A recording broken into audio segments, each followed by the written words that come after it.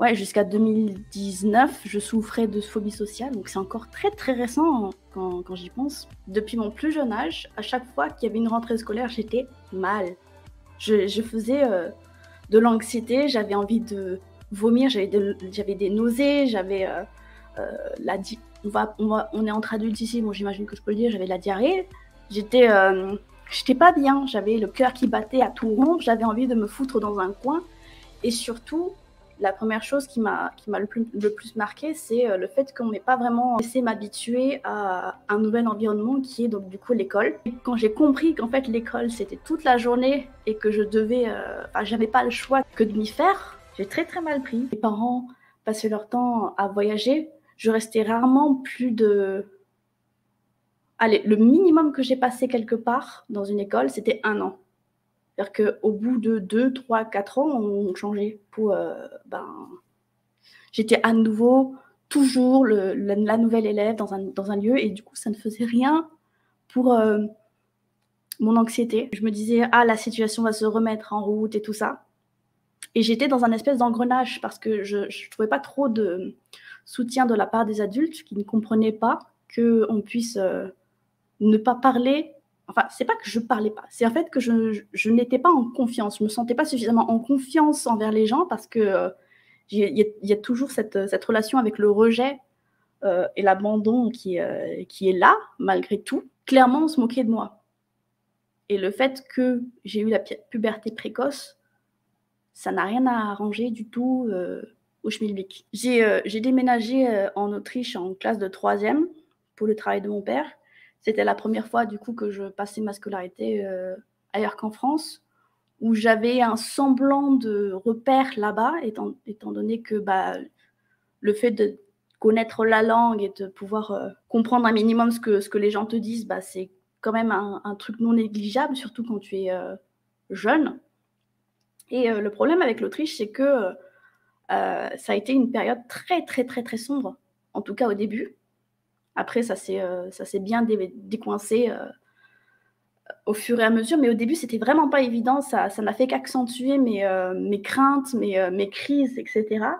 Et quand je dis que ça a posé un très gros problème, c'est que j'ai eu une grosse période où je me...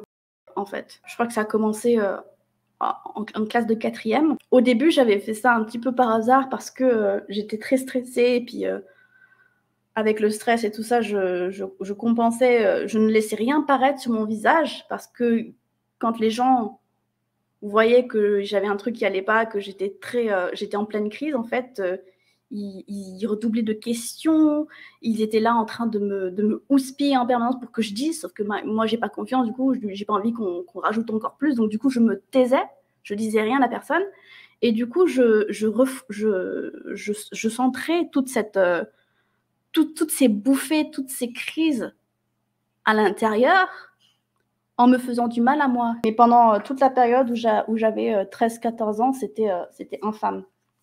Parce que je le cachais à mes proches. Mais ma famille n'a jamais compris, en fait, ce que je vivais. Pour eux, ils ne souffrent pas, en tout cas d'apparence, d'anxiété et de phobie sociale. Quand moi, j'exprimais un petit peu ma détresse, en fait, on me prenait un petit peu à la légère, on disait que je jouais la comédie, que c'était pas si grave que ça. Pour vous dire, du coup, moi, en ce qui me concerne, j'avais de l'oclophobie. C'est en partie ça qui a flingué mes études supérieures. C'est-à-dire que j'avais tellement de crises que rien que le fait de penser à sortir de chez moi, ça me mettait mal. Je faisais des crises dès le réveil, en fait, parce que je me disais: «Oui, il va falloir que j'aille là-bas, il va y avoir plein de monde, ça va le mouvement sans cesse autour de moi». Ça me drainait, en fait, énormément, énormément. J'avais besoin d'être tranquille, j'avais besoin qu'on me laisse, de ne pas être surveillée en permanence, parce que ça aussi, ça n'aide pas quand tu as un prof qui te surveille ou qui te pose des questions ou qui est toujours sur ton dos alors que tu es en pleine crise ou que tu es sur le point d'en faire une. C'est vraiment pas le bon truc, quoi. Cette phobie sociale qui est l'oclophobie, ma scolarité, j'avais toujours un besoin irrémédiable de fuir, mais c'était très demandé de la part des professeurs de participer en cours. Alors j'imagine que c'est un petit peu comme ça dans le système scolaire actuel parce que bon, je suis pas non plus hyper vieille, ouais, comme j'ai dit, ça fait, 11 ans que j'ai passé mon bac, donc j'imagine que ça n'a pas trop changé à ce niveau-là, le fait que les personnes demandent toujours: «Est-ce que tu participes en cours?» Mais comme mon truc à moi, c'était de me terrer dans un coin pour pas qu'on rajoute à mon anxiété de l'époque, je ne participais jamais, jamais, jamais en cours et ça s'en est ressenti sur, mes bulletins. La troisième, c'est l'époque où, j'ai débarqué en Autriche. Je ne connaissais pas la langue et c'est la période où, bah, j'ai fait plusieurs tentatives pour me voilà, pour vous dire à quel point c'était monté dans des proportions, énormes. J'ai eu beaucoup de pensées, depuis, ouais, depuis la classe de la troisième. Ça s'est arrêté en 2017. Ça s'est arrêté en 2017. Mais tous les ans, plusieurs fois par an, j'avais ces pensées-là et vraiment je m'en rends compte maintenant parce qu'à l'époque, je ne pensais pas que c'était, que je rentrais dans une espèce de dépression. Mais oui, j'avais des épisodes dépressifs. Je n'étais pas j'ai jamais vu de psy par rapport à ça. J'ai vu un psy quand j'étais petite, parce que les mes professeurs étaient très inquiets par rapport au fait que je ne parlais pas aux gens, que ce soit les enfants ou les professeurs. Mais ça n'a pas vraiment eu l'effet escompté, quoi. Voilà, donc je ressemblais à ça en 3e. Ma mère a vu un jour, elle m'a chopé le poignet pour regarder d'elle-même et elle a eu une réaction, qu'elle nie toujours à l'heure actuelle, mais je m'en souviendrai toute ma vie parce qu'au lieu de me soutenir et de me dire, de me demander ce qui n'allait pas et cetera, elle m'a dit: «Si tu recommences ça, je te fous la main au four. Comme ça, tu comprendras vraiment ce que ça fait que d'avoir mal». Ouais, c'est ce qu'elle m'a dit. Donc je me souviens que j'étais choquée parce qu'elle m'avait dit et bien sûr, bah, j'étais un petit peu honteuse d'avoir été prise la main dans le sac parce que vraiment c'était, déjà que pour eux, typiquement dans ma famille, ils pensaient que je me la racontais et que, bah, je faisais de la comédie. En plus d'avoir une réaction aussi violente de la part de tes parents, voilà quoi. Et quand je parle encore de tous ces épisodes, violents que j'ai pu avoir, dont le plus récent, c'était à la naissance de ma fille, étant donné que la chute d'hormones, ça m'avait donné pas mal de pulsions, voilà. On s'est passé, bien sûr. Mais ça m'a fait écho à cette période-là où vraiment, la phobie sociale, c'était vraiment mon quotidien, c'était vraiment, ça me gobait tout entière, en fait. Donc c'est vraiment pas un feeling, très, très, très agréable du tout. Pour toutes les personnes qui en subissent les effets, je comprends parfaitement ce que ça fait. Genre vraiment. Peut j'ai probablement des trucs qui sont similaires à vous, mais qui sont différents. Je sais pas, ça le degré de sévérité, la sévérité des troubles, ça dépend des gens, j'imagine. Mais je sais très bien ce que ça fait et je sais très bien que la rentrée des classes, c'est jamais un bon moment pour les personnes qui en souffrent. Donc force à vous en vrai, quoi. Les professeurs étaient beaucoup plus, passionnés par ce qu'ils enseignaient et du coup, ils étaient moins dans le jugement, ils étaient plus dans la patience et surtout, la mentalité n'est pas du tout la même. Et je dis pas que c'est partout pareil ou ça, mais particulièrement dans ce lycée français-là, à Vienne, je me sentais safe par rapport, à la scolarité française. C'est-à-dire que même si je souffrais de clophobie, aiguë, je ne ressentais pas que mes camarades de classe forçaient, en fait. Ils étaient pas quand ils voyaient que j'étais pas très, très bien lunée, que j'étais au bord d'une crise ou quoi que ce soit, ils étaient pas là en comme des, mouches autour d'un fruit. En fait, ils me laissaient respirer. Ça, c'est quelque chose que j'aimerais que les gens se mettent dans la tête, c'est que parfois les gens ne sont pas timides, en fait. Les gens souffrent de phobie sociale, d'anxiété, ça veut pas dire qu'ils sont timides. C'est-à-dire qu'à partir du moment où on fait quelque chose qu'on aime et qu'on est assez passionné avec, il y a pas histoire de, oui, avoir des réserves ni quoi que ce soit. Mais juste, quand vous souffrez de phobie sociale, ça nous énerve en fait. Ça nous énerve du plus profond de notre être qu'on nous dise oui, t'es timide, on va pas te manger, ça. On n'est pas dans un état d'être rationnel en fait. Quand on est en début de crise, en pleine crise, où on est en train de de vous cacher une crise, on ne peut pas penser de façon rationnelle. Tout ce qui nous importe, c'est de ne pas attirer l'attention sur nous et qu'on nous laisse nous échapper le plus possible. Donc, qu'on nous dise oui, non, mais on va pas te manger, en fait, ça nous rajoute de l'énervement, de la frustration, parce que vous comprenez pas en fait ce que ça fait de subir une crise. Vous savez pas, vous pensez, et on peut pas trop vous en vouloir là-dessus parce que, comme vous savez pas, à moins qu'on vous le dise, vous allez penser que tout est bon, mais comme on n'est pas rationnel, on a envie de vous envoyer chier, mais en même temps, on a envie de partir. Parce que c'est pas possible. C'est pas possible de dealer avec ça tout le temps, plusieurs fois par jour. On essaie de trouver un moyen de se calmer. En fait, au lieu de nous calmer, ça nous excite encore plus. Et quand je dis excité, c'est dans le point négatif du terme. Donc, ça ne nous aide pas du tout. En fait, si vous voyez quelqu'un commencer une crise, commencer à trembler, commencer à s'éloigner, à vouloir partir, à être passer d'une humeur très limite joyeuse à un renfermement complet, à une façon laconique de parler. Faites bien attention, faites bien attention au langage corporel de votre ami ou de votre connaissance parce que ça peut être indicatif d'une crise en fait. Et en fait, plus on reste dans cet état-là, plus la vitalité s'en va en fait de notre corps. On commence à avoir les cernes qui se creusent, on commence à être fatigué, on commence à être complètement déconcentré sur la tâche qu'on est en train de faire. Et mon copain peut vous dire que lorsque moi je rentrais de cours, on aurait dit que j'avais pas dormi depuis 3 ans, alors que je suis allée en cours le matin et je suis revenue en fin d'après-midi. Mais j'avais les cernes tellement creusées. Quand il me parlait, je répondais totalement à côté, sur un sujet complètement différent de ce qu'il était en train de me dire. Et surtout, je dormais d'une traite. J'avais même pas assez d'énergie pour faire le travail qu'on me demandait de faire.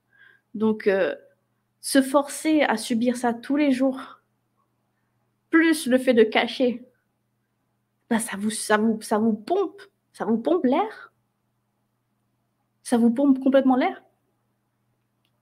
Donc, ouais, j'aimerais que les gens soient un petit peu plus au courant de ce que ça fait, en fait. Le moins que vous puissiez faire lorsque vous avez quelqu'un devant vous qui commence à faire une crise d'angoisse due à une phobie sociale, c'est rester calme, l'écouter et lui demander ce que vous pouvez faire pour lui. Même l'aider à partir si c'est possible. Tout en lui disant que vous êtes là si jamais il a besoin ou elle a besoin de vous parler ou des trucs comme ça. Ça, on adore. On adore parce que on ne se sent pas jugé, on ne se sent pas oppressé encore plus que ce qu'on est déjà. Donc en première, ça faisait déjà 1 an et demi que j'étais en Autriche. Et en première, je ressemblais à ça. Voilà. Je portais un bel appareil dentaire. Voilà, voilà.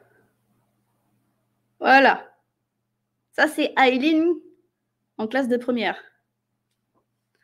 Et ouais, je trouve pas que je sois trop différente en vrai. Ça a commencé à aller mieux parce que, comme je vous ai dit, en Autriche, ils sont moins sur ton dos. Les gens se préoccupent beaucoup moins de toi qu'en France.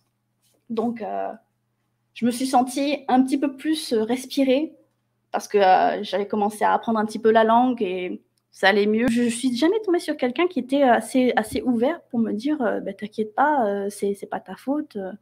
On va faire du mieux qu'on peut pour te soutenir, tu vois. Genre ça, Le soutien de la part des potes, genre un soutien vraiment réel, j'ai commencé à l'avoir que lorsque j'ai commencé à faire des études sup. Parce que avant ça, les gens n'étaient pas du tout réceptifs. Donc en gros, j'étais moi-même avec ma merde. C'est-à-dire qu'ils comprenaient un petit peu, mais ils posaient toujours des questions en mode oui, mais t'es sûr que tu peux pas faire un effort et tout. Et moi, je suis en mode non, je peux pas. Je ne peux pas contrôler ça en fait. Donc j'étais grave contente quand les gens commençaient à me laisser un peu tranquille, me laisser respirer parce que ça m'aidait. Être toujours dans la stimulation excessive du stress, c'est pas bon du tout pour tout ce qui est phobie sociale. Et là où ça m'a énervée au niveau de la scolarité, au niveau des professeurs et des adultes, c'est que dans mon livret scolaire que je tiens du coup ici, avec les appréciations de mes professeurs de l'époque, la participation orale est, elle est avec la participation à l'écrit. Sauf que moi, comme je ne voulais pas attirer l'attention, je ne parlais pas. C'est-à-dire que je ne levais jamais la main, et je me tapais toujours des sales notes à l'oral, voire des zéros. J'avais des zéros à l'oral. Ou alors peut-être des 2 ou 3 quand j'osais très, très, très, très vaguement lever la main pour poser une question. Et encore, même le fait de poser une question, on m'a toujours dit qu'aucune question n'était bête, mais comme je posais jamais de questions, les regards étaient toujours coincés sur moi parce que c'était la première fois que j'en posais une. Mais autrement, je posais jamais de questions, j'avais des zéros en participation et ça me faisait chier parce que du coup, ça me faisait ça me mes moyennes en cours. Et d'ailleurs, pour vous le prouver, je vais vous lire les appréciations de mes professeurs. Je me prenais des appréciations du style oui, alors j'étais en L à l'époque, en littéraire. Je ne sais pas si ma filière existe toujours à l'heure actuelle au lycée, mais j'étais en première L et terminale L à l'époque. Donc voilà, par exemple, en classe de seconde, j'avais terminé l'année avec 11,5. Donc voilà, c'était plutôt correct, ni trop bon, ni trop mauvais, quoi, la base des bases. Et du coup, mon professeur principal à l'époque m'avait écrit sur le bulletin des capacités littéraires certaines, mais Aileen doit accepter de se plier aux règles des différents devoirs. Sauf que, bordel de nouilles, quand on est en pleine crise, on ne peut pas s'adapter. C'est-à-dire que moi, je pouvais faire tout ce que je voulais, écouter, essayer de respecter les consignes au maximum, respecter la méthode au maximum, parce qu'il y a des professeurs qui ne comprennent pas en fait que leur truc est trop strict. Tu ne peux pas faire 100% ce qu'ils te demandent en fait. Et du coup, comme ils sont coincés, vous me pardonnez l'expression, et ben ils se disent oui, alors du coup elle n'a pas respecté tel ou tel point, du coup elle n'a pas suivi la méthode, du coup je vais la saquer. Ça m'énerve. Ça m'énerve parce que déjà tu fais pas attention à ton élève et ensuite tu lui fous une mauvaise note sans chercher à comprendre. Est-ce que c'est l'attitude d'un professeur exemplaire ça? Je suis désolée. Se plier aux règles. Déjà, en ayant du mal avec les règles moi-même, c'est compliqué. Mais je suis en pleine crise. Je suis en pleine crise. T'es même pas fichu de savoir. Qu'est-ce que tu vas m'écrire des trucs pareils, quoi? J'avais des notes vraiment basiques. Hein. Ça se démarquait pas trop de la moyenne, mais j'étais pas spécialement mauvaise élève ni quoi que ce soit. Vraiment, le truc qui me pourrissait la vie, c'était la participation orale. Parce que je supportais pas. Je pouvais pas, comme je vous l'ai expliqué jusqu'à maintenant. J'essayais de faire de mon mieux, en fait, avec les professeurs. Il y avait la majorité de mes professeurs, vous voyez que je faisais quand même des efforts, même si j'avais des coups de mou parfois et que ça n'allait pas particulièrement bien tout le temps. Ils voyaient quand même. Alors, le professeur qui disait que je respectais pas ses méthodes et tout ça, il était franchement de mauvaise foi. Et d'ailleurs, la petite anecdote avec ça, c'est que dans mon yearbook,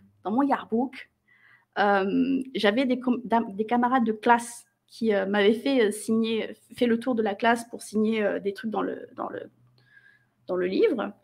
Et elles ont fait signer ce professeur qui me saquait, tu vois. Vous voyez? Professeur qui a réagi en mode « Oh Aileen, je pensais que vous me détestiez. Oh, dis. Bon, déjà, c'est pas moi qui ai voulu, mais en plus, voilà, qu'est-ce que je peux te dire? Ouais, non, tu signes pas dans mon yearbook parce que je t'aime pas. En plus, c'est même pas que je le détestais, c'est pas vrai. C'est juste le fait qu'il soit tellement peu pédagogue et peu empathique, parce que c'était un professeur qui était bien en mode, je me la pète, très honnêtement.